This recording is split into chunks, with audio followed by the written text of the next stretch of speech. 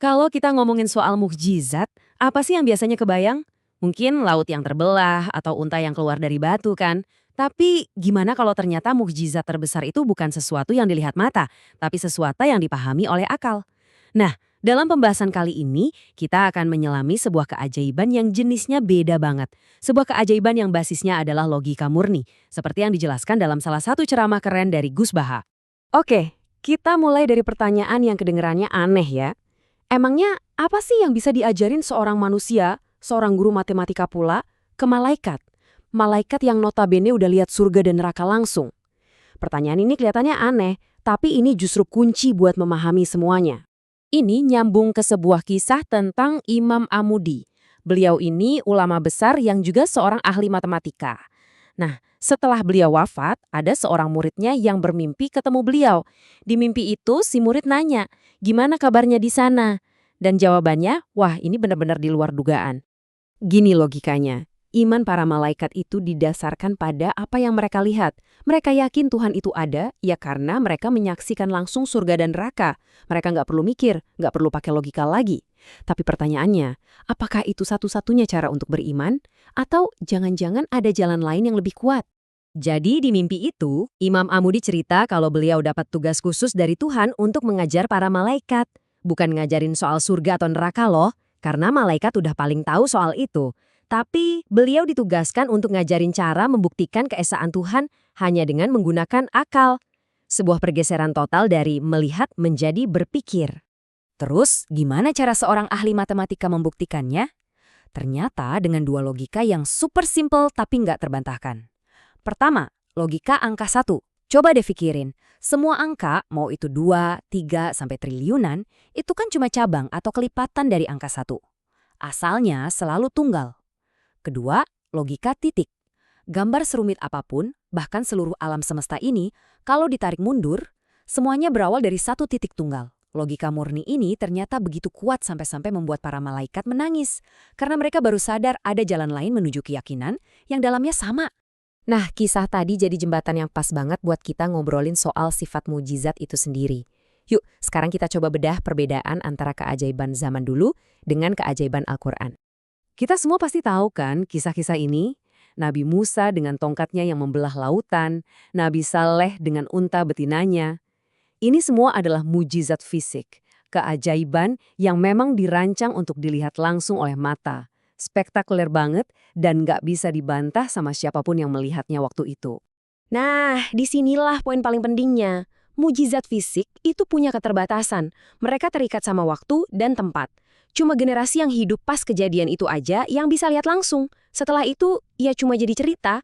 Sebaliknya, mujizat intelektual kayak Al-Quran itu sifatnya abadi. Dia nggak perlu dilihat tapi dipahami. Siapapun, kapanpun, dimanapun bisa mengakses kekuatannya hanya dengan menggunakan akal. Dan inti dari semua argumen ini dirangkum dengan sangat jenius dalam satu kalimat dari Gus Baha. Sebuah ide yang benar-benar bisa mengubah cara kita memandang keajaiban. Logikanya begini, coba pikirin deh. Membelah lautan sama menciptakan seekor nyamuk dengan segala kerumitannya, ada uratnya, ada organnya. Dua-duanya itu kan sama-sama nunjukin satu hal. Wah, kita nggak mungkin bisa bikin ini. Kesimpulannya sama. Bedanya, yang satu butuh pertunjukan super kolosal, yang satunya lagi cuma butuh kita berhenti sejenak, merenung dan berpikir. Oke, sekarang kita lihat bukti nyatanya. Gimana sih kekuatan akal ini bisa bekerja di dunia nyata dan membuktikan kalau daya tariknya itu nggak lekang oleh waktu?